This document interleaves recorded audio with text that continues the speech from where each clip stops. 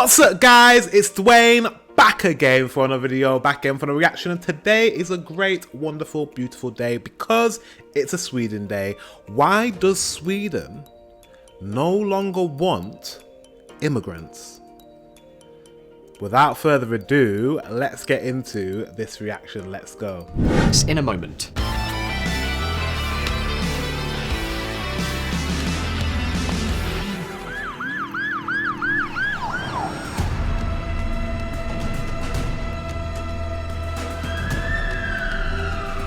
Pay close attention to these surprising statements by Sweden's Prime Minister, Social Democrat leader Magdalena Andersson. Swedish PM says integration of immigrants has failed, fueled gang crime. Integration has been too poor at the same time, as we have had large immigration. Society has been too weak. Resources for the police and social services have been too weak. Segregation has been allowed to go so far that we have parallel societies in Sweden. We live in the same country, but in completely different realities. Magdalena Andersson, Swedish PM. Let's see. Here we have a social Sorry. Segregation. Do you guys have segregation? That's what I would like to know. I don't think you do. I don't think segregation is the right word to use because that sounds like it's forced. Do I think integration is the right word to use? Yes, maybe some of the immigrant populations that have come to Sweden have stuck to themselves and they're not really integrating as such into Swedish life and culture, forming ghettos and forming pockets of communities that don't really interact with one another. That's how I feel like that's what I feel like what she's trying to say. But by saying segregation, that implies a forced divide between, which I don't think is correct. But let's listen. Social Democrat leader, who is also in power, making statements like this about immigration. That is definitely not common at all. Something very serious must be going on in Sweden, don't you think? What exactly is the Prime Minister referring to, and why has the immigration issue come to the forefront in one of the most open countries in the world? What exactly is going on in Sweden? Pay close attention to the following figures because I am sure that more than one or two of you are going to be very, very surprised. In 2021, 335 shootings were recorded in Sweden, resulting in 47 fatalities. Yes, wow. It's true. If you're watching us from the United States or Latin America, then these numbers may seem like a joke, almost a happy utopia. Even if we take into account the differences in population, the data is infinitely better than what the United States or practically any Latin American country registers every year. For example, in 2020, in the United States alone, homicides and shootings took the lives of more than 23,000 people. We're talking about completely different scenarios. By European standards, however, the Swedish statistics are striking. Sweden is the country in Europe where firearms-related crime is growing the most and has one of the highest fatality rates. For example, while Sweden has an average of 4 deaths per million inhabitants per year due to firearms, the European average is 1.6. What's more, unlike the rest of Europe, the trend in Sweden is increasing. Why? Let me know in the comment section. I mean, like guns. Obviously, you can get guns anywhere. Because I was like, where you get the guns from? Because you don't sell guns. It's not legal to bear arms. I don't think in Sweden, or is it? I'm not too sure. Is it legal to bear arms in Sweden? I don't think it is in any European country. But the issue with gun violence in Sweden, it seems like it is a real problem. For it to be higher than any other European country and Sweden to be such a progressive, liberal, social welfare kind of state, it's confusing why it's so bad. And is it immigrants? Is it immigrants that are doing it? Like, I really would like to know what the statistics are and where the immigrants are from, and if that is the problem, or is it something else within your system? Is there a reason for this problem? Because a lot of the time I feel like governments point to immigrants when they want to blame, do the blame game. Because we're all humans, right? We're all humans. And we have a lot of immigration as well in England. And I wouldn't say that it's just the immigrants that are causing problems in terms of crime. Actually, so I think it's one of the highest crime rates are in like Scotland. I think there's a town in Scotland that's like the worst for like stabbings and shootings, and they're all Scottish. They're not immigrants. So I don't know. Let's see. Let's have a look. This is an unusual fact. All this means, for example, that the probability of a man between the ages of 15 and 29 being shot is 10 times higher in Sweden than it is in Germany. Sweden tops Europe in fatal shootings, report shows. In less than a decade, Sweden has overtaken Italy and Eastern European countries to have the highest number of fatal shootings in Europe. But that's not all. In 2019, 260 crimes involving explosions were recorded across Sweden, an increase of 60% over the previous year. We're talking about bombs and explosive devices that are often detonated in public spaces, mostly outside apartment developments and in small businesses. Surprised? If we add Very surprised. Explosions. Wow. There's something going on. I mean, I've been watching Snabba Cash, that TV show, on which is about Sweden, or the crime in Sweden, or I don't know. It's dramatized for drama effects, but I mean, looking at this with the explosions and the high, fatalities with shootings, maybe it rings a little bit true. By the way, if you want to watch Snabba Cash with me, click the link in the description. It's on my Patreon. We have a good time watching that. And I'm thinking of doing season 2. We've done season 1. So yeah, let me know if you want me to do season 2. But yeah, it sounds like it's a real problem. I want to know what's happening. Add this to the fact that Sweden has the highest rates of rape and sexual violence in Europe, and that hate crimes against minorities, such as LGBT people, are also on the rise. Then the picture becomes very clear. Obviously, there is a problem in Sweden.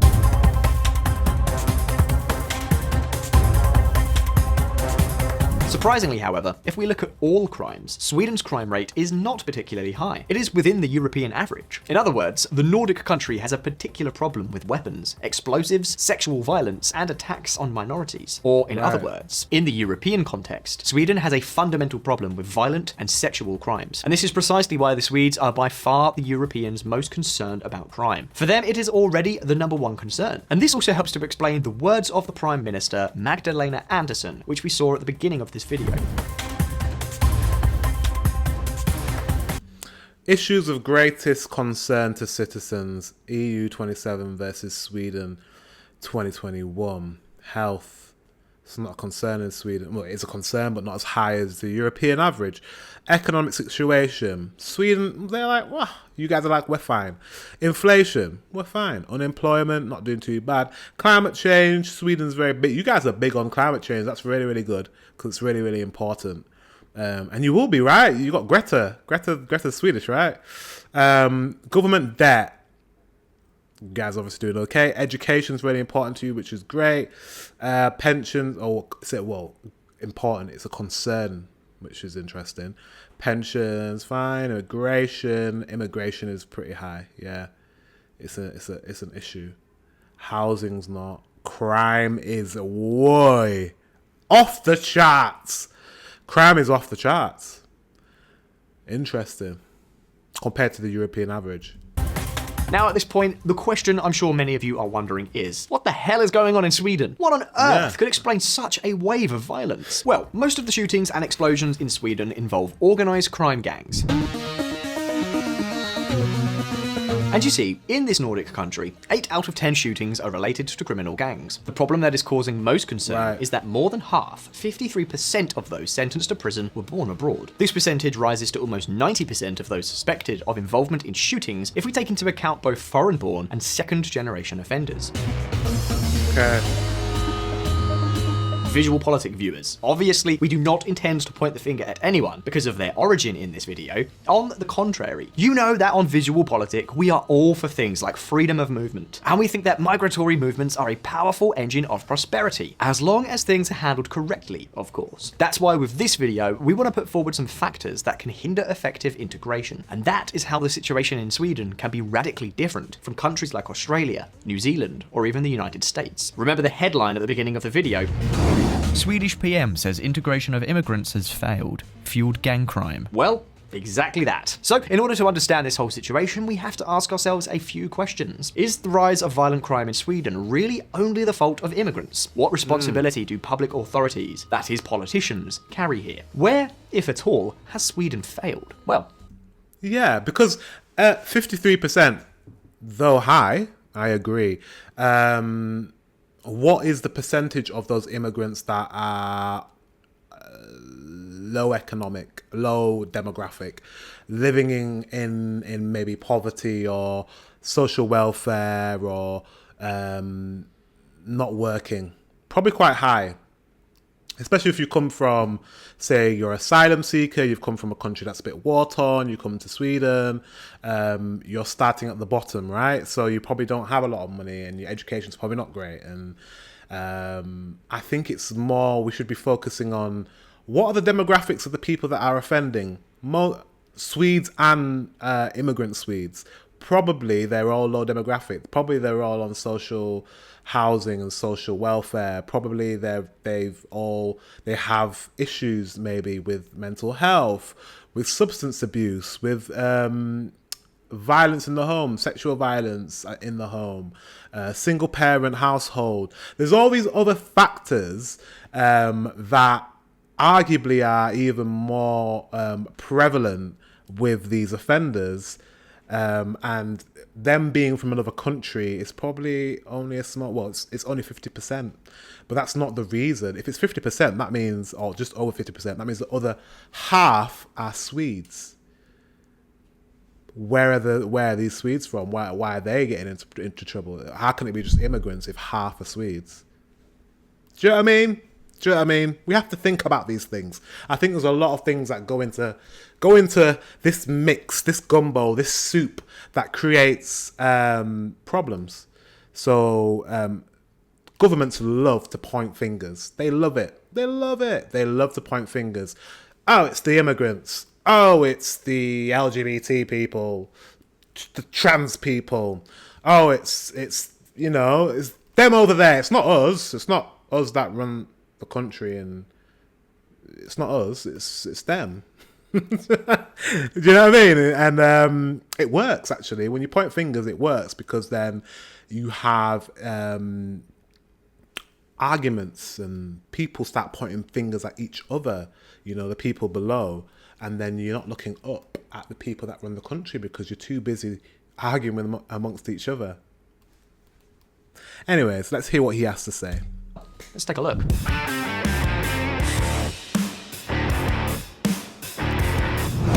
A single culprit?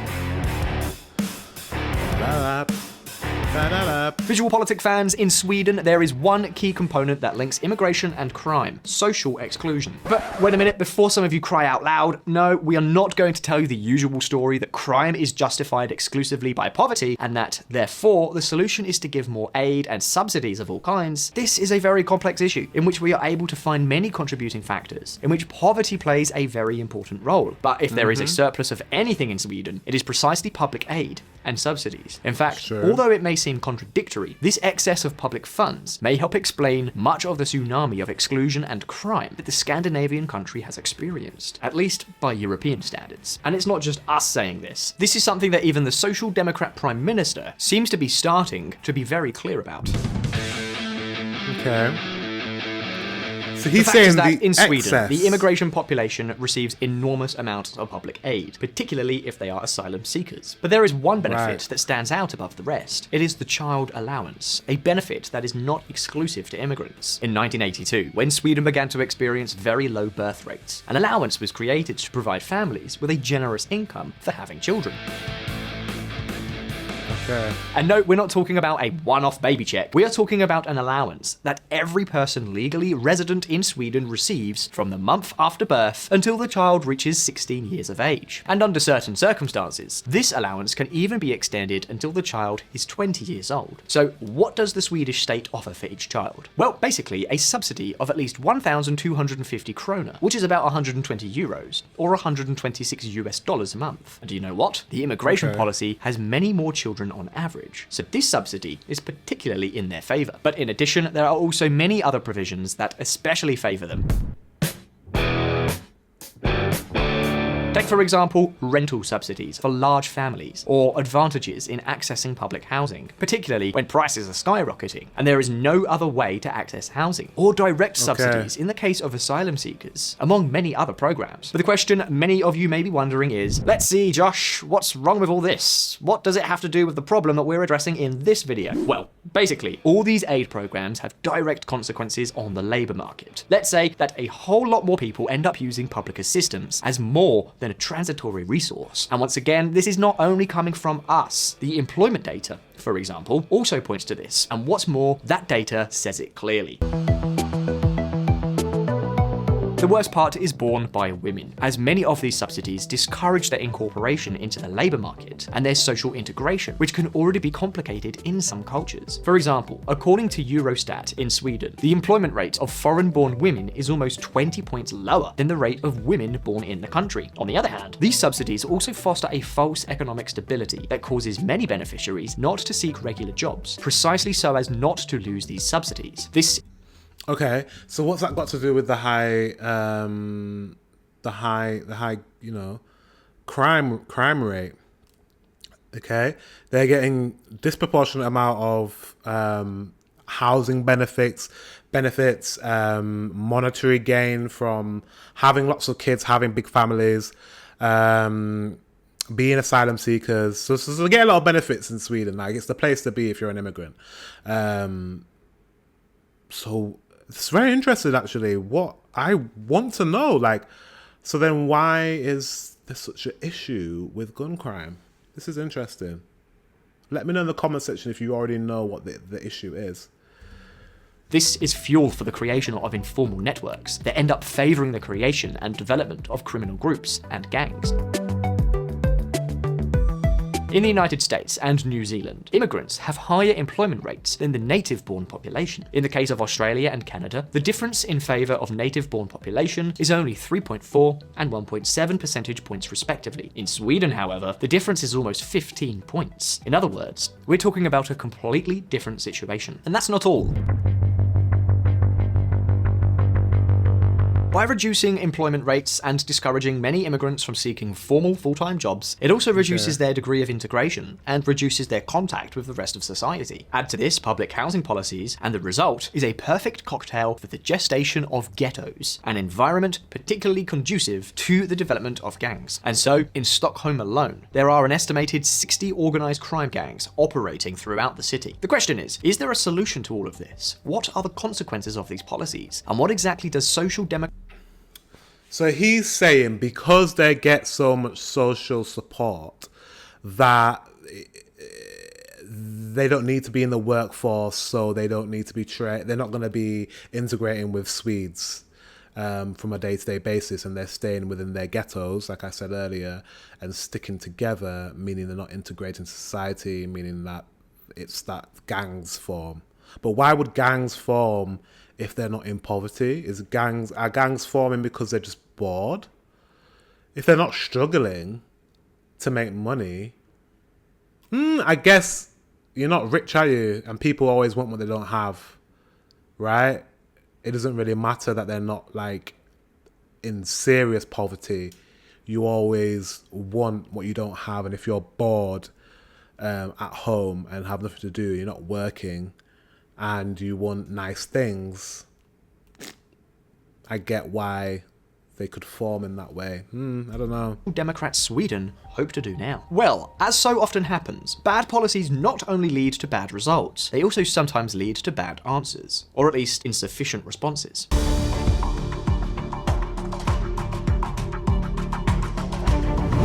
From white to black with no clear direction. Suddenly, Sweden is changing, and it is changing at an accelerated pace, even if the government is still in the hands of social democrat politicians. Is it going in the right direction? Well, that's another debate. The fact is that while until recently Sweden was an example of a country with open doors, these days the social and political reaction could end up feeding antagonistic and hostile movements towards this reality. For example, while in 2015, Sweden became the country that took in the most Syrian refugees by far, relative to its population, now, just 7 years later, the headlines you can find on Google if you search for immigration and Sweden are quite different. Even Sweden doesn't want migrants anymore. Now, the Social Democrat government itself is going to implement a new immigration law, supposedly to tackle the cause of all the problems. New Swedish migration law makes permanent residency harder for refugees and visitors. With the new law, people arriving from abroad will no longer have such an easy time arriving or accessing public aid, nor will it be possible to get a work permit without a contract. In addition, a minimum of 3 years living in Sweden will be required for permanent residence. On top of that, the justification of a minimum income of €810 per month will be required. The law itself does not say almost anything different from other European countries. But the point is that, in this case, the ultimate goal is that far fewer immigrants arrive. Of course, that is not the problem. Sweden has far fewer immigrants than countries like Australia, New Zealand, or Canada. But there you have it. This is the response that the Social Democrat government of Magdalena Andersson wants to give. This is a 180-degree turn in the country's politics. Interesting. See, pointing fingers. This is what I was trying to say, because yeah, you guys took in like the majority of the Syrian immigrants in 2015, right? So if you take in loads of immigrants, it's a struggle to provide them with the social support. It doesn't just end with social support. If you come from a war-torn country and all you know is war, there's a lot of work to be done to support those people mental health wise, socially, integrating, and tackling, I guess, ghettos. But if the government's not doing enough, if they're just bringing them into the country and not supporting them in integrating into society, then that's on the government. That's where they're going wrong. Yeah, but to point it just at the immigrants, when 50% of those who are involved in violent crimes, shootings, etc., are Swedish, then it's not really fair just to point the finger at immigrants. I don't know. However, what will not change for the moment is the bulky regime of aid and subsidies, nor the housing policies to avoid the formation of ghettos, quite the contrary. The Social Democrat government of Magdalena Andersson wants to make even more money available without paying attention to relevant issues, such as the level of employment or entrepreneurship of the foreign population, two factors that, along with education, are key to promoting integration. Make no mistake, the problem is not the number of immigrants in Sweden. The problem lies in the inefficient and inadequate system of benefits and subsidies of all kinds. In the end, such changes run the risk of criminalizing the entire foreign population without really achieving anything. And what can I say? That the government's response is to recognize the problem, blame immigration, make legal changes so that fewer foreigners come to the country, and then continue to shower those who are already there with more money? Does not seem very sensible, no matter how many votes the subsidies may generate for the ruling party. Because Sweden's problem is not immigrants, much less the lack of social spending. In fact, in Sweden, for example, social spending measured in terms of GDP is 52% higher than in Australia. The truth is that everything indicates that the problem is exactly the opposite. But having reached this point, it's your turn. This is what I said. With exactly what I've been trying to say, stumbling around my words. But yeah, the problem is that they're giving all this support for immigrants and they're not giving them jobs, they're not giving them things to do. They're bored at home. What do kids do when they're bored? They form gangs, they go out, they start doing bad things with groups of people. Like, that's what kids do. That's what kids do when they don't have any prospects, or they feel they don't have any prospects. It doesn't matter how much you give someone if they don't feel like they're productive in society, if they don't feel like they're a valued member of society, if they don't feel like they have any prospects, and they're going to go find prospects elsewhere. And that's where gangs come into formation, gang violence, entrepreneurship in illegal substances, rather than entrepreneurship in legal substances or legal things.